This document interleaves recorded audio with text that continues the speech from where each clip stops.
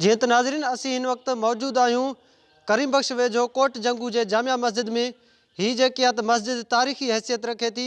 200 साल पुरानी कदीमी मस्जिद है जेको औकाफ़ खाते जे बेध्यानी सबब पंहिंजे जेकी आहे बका जी जंग विड़ी रही है।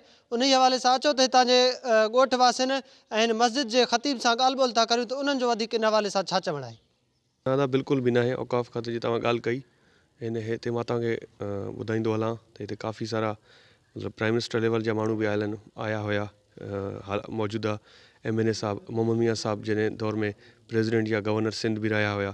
प्रेसिडेंट जो जॾहिं चार्ज हुयो साईं जॾहिं हिते असांजे ॻोठ में आया हुआ तो उहे भी हिते विज़िट करे आया ॿिया ऑफिसर वग़ैरह। कोई शायद मूंखे याद है फ्रांस जो कौंसल जनरल हुयो या USA जो उन भी हिते विज़िट कियो हुयो। तो मतलब पोइ भी का भी हिन वक्त इमदाद ना मिली असांखे। मस्जिद जे लाइ तमाम सख्त ज़रूरत है तो गवर्नमेंट जी तरफ का सुठी फंडिंग थे तो उन हवाले से पोइ हिन जो सुठो कम थींदो। छो जेको असां खां थी सके पियो असां पंहिंजी मदद तौर असांजे ख़ानदान जी मदद या ओड़ो पाड़ो जेके भी गरीब गुरबो है वो ॾींदो वञे थो तो असां थोड़ो घणो कम करायूं था। लेकिन जेके मस्जिद जी फ्रंट ते तव्हां अगर ॾिसंदो तो उते उन जी कम जे हवाले सां जेको उन जो बुनियाद है बेसिक बेस है वो कमज़ोर थे पियो। उन जे लाइ असांखे सुठी ख़ासी इमदाद ज़रूरत है। असां औकाफ़ खाते वारनि खे या ॿिया जेके भी इदारा आहिनि उन्हनि खे अपील कयूं था तो असां सां सहकार कयो वञे तो जीअं हिकिड़ी वॾी तारीख़ी मस्जिद है हिकिड़ी पाकिस्तान लेवल ते जो उन दौर में 200 साल तव्हां सम्झी सघो था हिन ॻोठ में मस्जिद ठाहिणु हिकिड़ो वॾो शाहूकार है। जंहिं कुर्बानियूं ॾिनियूं हिते माना कहिड़े हिसाब सां इहे ठही हूंदी केतिरी तकलीफ़ुनि सां ठही हूंदी। तो हाणे गवर्नमेंट खे खपे तो हिन पंहिंजे हिकिड़े जीअं ॿियनि जाते जाते अहिड़ा सिस्टम आहिनि मस्जिदूं आहिनि या ॿियूं जॻहियूं आहिनि जंहिंजो ख़्यालु रखियो वञे थो त गवर्नमेंट खे खपे सिंध गवर्नमेंट खे भी खपे पाकिस्तान गवर्नमेंट फेडरल गवर्नमेंट खे भी खपे तो उहे पंहिंजो हिते ध्यानु ॾियनि हिते हिन ते पैसो पंहिंजो इन्वेस्ट करनि। हे मस्जिद जेकी आहे उहा माना पंहिंजी असली हालत में वरी बरक़रार रहे। मां हिन मस्जिद शरीफ़ जो पेश इमाम आहियां ऐं हिन मस्जिद शरीफ़ खे 200 साल पुराणी आहे। हिन मस्जिद जो को भी हुकूमत जो तावन कोन्हे ऐं वॾेरा पाण पंहिंजे चंदे ज़रिए कमु कराइनि था।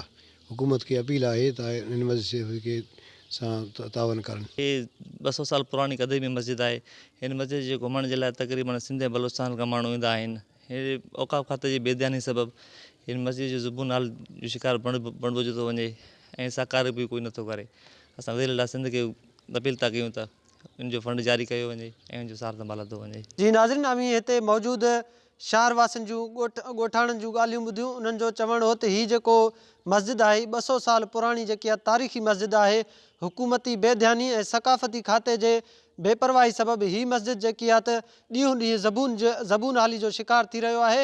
ऐं हिननि जो वधीक चवणु हो त हे जेका त खोसा बिरादरी पारां जेकी आहे त हिन मस्जिद जे कार ख़ैर लाइ फ़ी सबीलिल्लाह जे तौर ते जेके आहे त कमु कयो वेंदो आहे।